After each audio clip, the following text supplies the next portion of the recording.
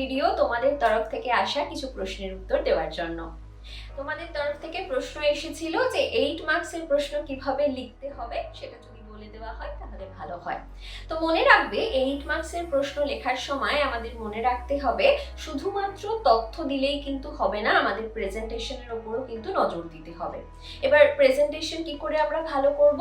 8 marks লেখার সময় আমরা একটা ফরম্যাট ইউজ করে থাকি। ফরম্যাটটা কি? ফরম্যাটটা হচ্ছে প্রথমে আমাদের ইন্ট্রোডাকশন দিতে হবে, মানে একটা ভূমিকা অংশ রাখতে হবে, মোটামুটি 2 থেকে 3 লাইনের মধ্যে ভূমিকা অংশটা কমপ্লিট করব। তারপরে থাকবে মূল আলোচনা, মানে প্রশ্নে আমাদের থেকে যে তথ্যটা জানতে চাওয়া হচ্ছে সেটা। সেই মূল আলোচনার ক্ষেত্রেও কিন্তু আমাদের মনে রাখতে হবে যতটা সম্ভব আমরা পারবো পয়েন্ট আকারে লেখার চেষ্টা করব।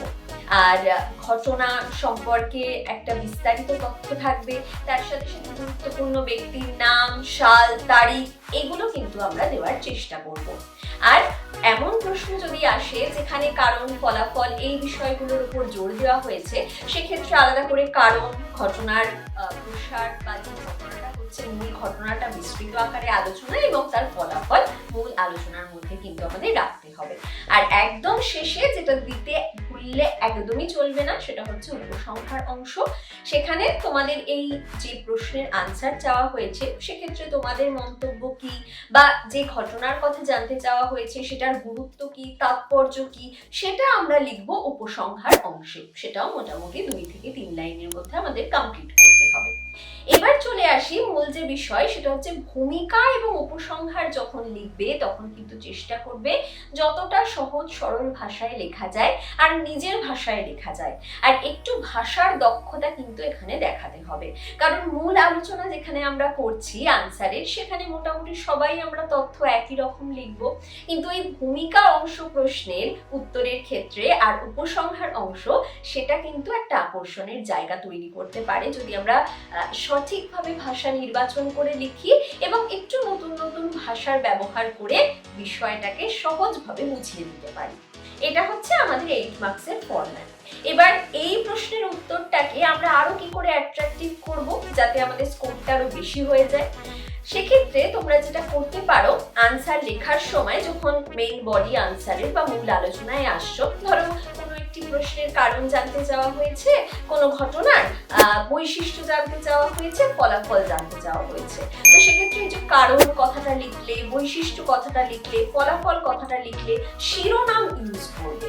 আর সেটা চেষ্টা করবে একটু অন্য কালিতে লেখার, মানে যে শিরোনামগুলো রয়েছে সেগুলো ব্ল্যাক কালিতে লিখলে আর আনসারটাকে যখন ডেসক্রাইব করছো তখন তোমরা ব্লু কালি ইউজ করলে, সেটা একটা বিষয় হতে পারে আনসারটাকে ভালো করার, প্রেজেন্টেশনটা সুন্দর করার। আরেকটা যেটা মনে রাখবে সেটা হচ্ছে আন্ডারলাইন করতে হবে। কোথায় আন্ডারলাইন করবে? কোনো আনসারের ক্ষেত্রে কোনো পয়েন্ট তুমি ডেসক্রাইব করছো, কি পয়েন্টস দিয়ে সেই পয়েন্টটাকে ডেসক্রাইব করছো, সেক্ষেত্রে মূল কোনো সালের কথা বলেছো সেটা আন্ডারলাইন করো, তারপরে কোনো ব্যক্তির নাম বলেছো, বিশেষ ব্যক্তিত্বের নাম রয়েছে সেটা আন্ডারলাইন করো, কোনো ঐতিহাসিকের উক্তি ইউজ করেছো সেটাকে আন্ডারলাইন করে দাও।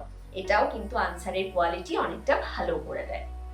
আরেকটা বিষয় যেটা বলি, এটা ম্যান্ডেটরি নয় কিন্তু পড়তে পারলে খুব ভালো হয়। অনেক প্রশ্নেই আমরা ইতিহাসের দেখি যে ম্যাপ ইউজ করা যায়, কিন্তু যেমন ধরো তোমাদের সিলেবাসেই রয়েছে 1857 খ্রিস্টাব্দের বিদ্রোহের চরিত্র, কারণ এই ধরনের প্রশ্নগুলো যদি আসে সেক্ষেত্রে তোমরা আনসারটা লিখলে, তারপরে তোমরা একটা ছোট করে ভারতের ম্যাপ আঁকলে এবং তার মধ্যে মহাবিদ্রোহের বা 1857 সালের বিদ্রোহ যে যে কেন্দ্রে হয়েছে, মূল যে কেন্দ্রগুলো রয়েছে সেগুলো তোমরা পয়েন্ট করে দিলে। তো এই চিহ্নিতকরণ যদি করে দাও ছোট্ট একটা ম্যাপ এঁকে, সেটাও কিন্তু তোমার আনসারের কোয়ালিটিটাকে অনেকটা ভালো করে দেয়। এগুলো হচ্ছে 8 মার্কসের লেখার নিয়ম এবং স্কোর বেশি কি করে করা যায় সেই সম্পর্কিত তথ্য যেটা তোমাদেরকে দিলাম।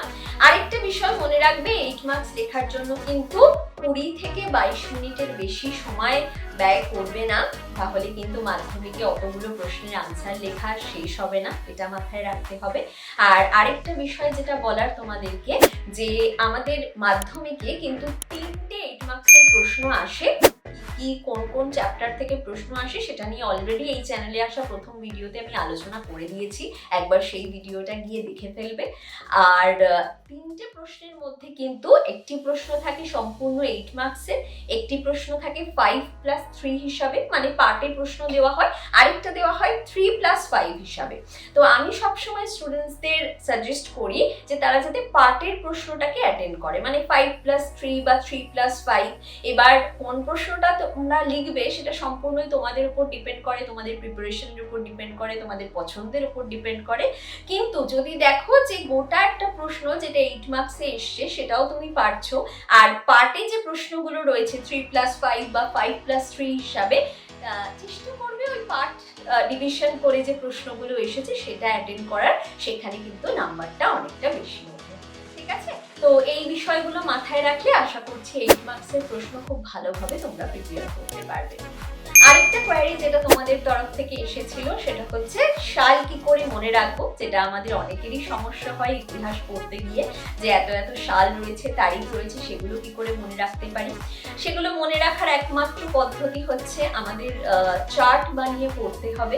তোমরা একদিকে ঘটনার কথা লিখবে এবং অন্যদিকে লিখবে সালের কথা, যে সেই ঘটনাগুলো নির্দিষ্ট কোন সালে হচ্ছে, এবং এটাকে চ্যাপ্টার ওয়াইজ বানাও, সালগুলোকে অধ্যায় অনুযায়ী বানাও, তাহলে কিন্তু মনে রাখতে সুবিধা হবে যে একটি অধ্যায়ে আমরা যে যে ঘটনা পড়ছি সেটা কোন কোন সালে ঘটছে এবং পরপর ক্রমানুসারে কবে ঘটছে।